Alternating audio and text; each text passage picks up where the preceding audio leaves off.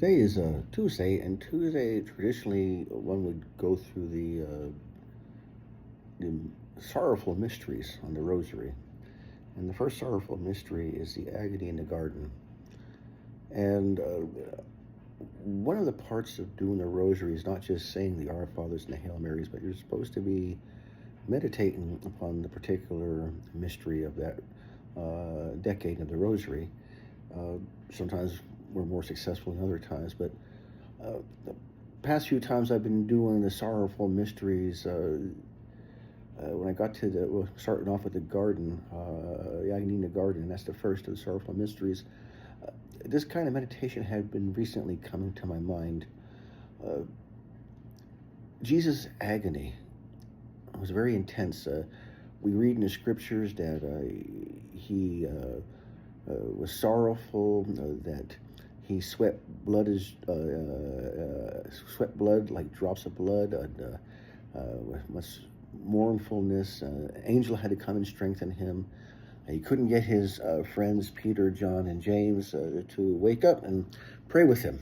And usually when we think about this particular sorrow, we contemplate that Jesus himself was thinking about his forthcoming crucifixion, the scourging at the pillar, the beatings, the punches and the spit in the face, and the carrying the cross, the crown of thorns, and the actual carrying of the cross itself, and crucifixion, the nails impaling his hands and his feet. And I got to thinking that there are some pains more intense even than physical pain. That sometimes physical pain would be favorable to some sorts of pain. And let me explain that a little bit. I got to thinking about, say, love. That when Jesus was there in the garden agonizing, he was thinking about the untold millions or even billions of people that would choose not to love him back. And we understand that the evangelist John said that God so loved the world that he gave his only begotten Son, that whomsoever should believe in him should not perish but have everlasting life.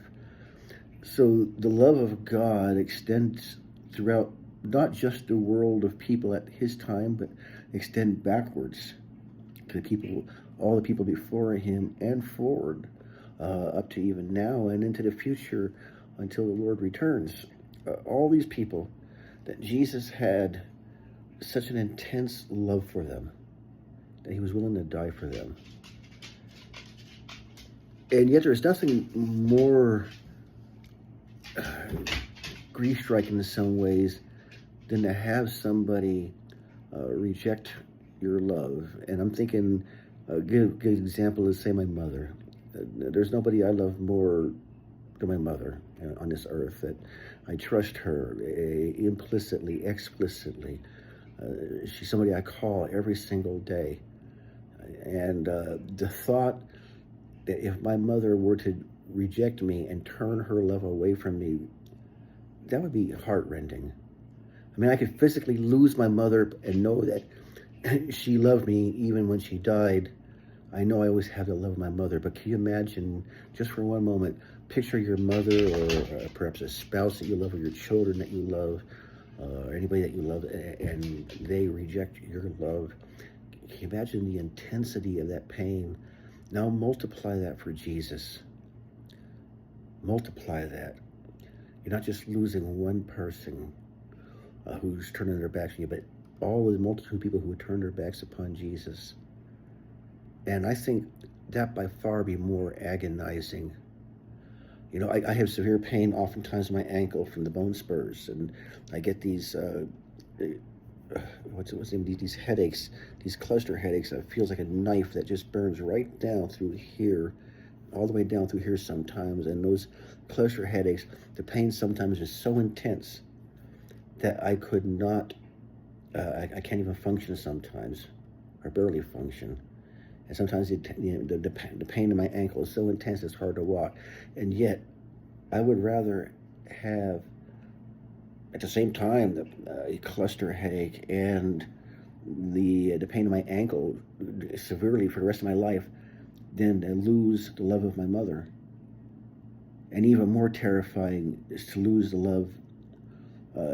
We won't lose God's love, but we can turn ourselves away from God's love. His love is always there, but we can turn ourselves away from that love. And I imagine when Jesus was in the garden, him being fully God and fully man, the full impact of all the people who would choose not to love him.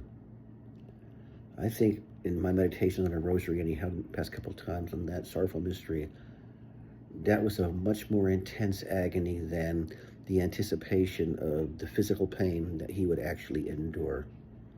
And that's my thoughts. If anybody has any comments or thoughts on that, just let me know what you think. But that's kind of what I feel about, at least that's what I've been thinking recently about the agony in the garden. May God bless you all. Have a good night.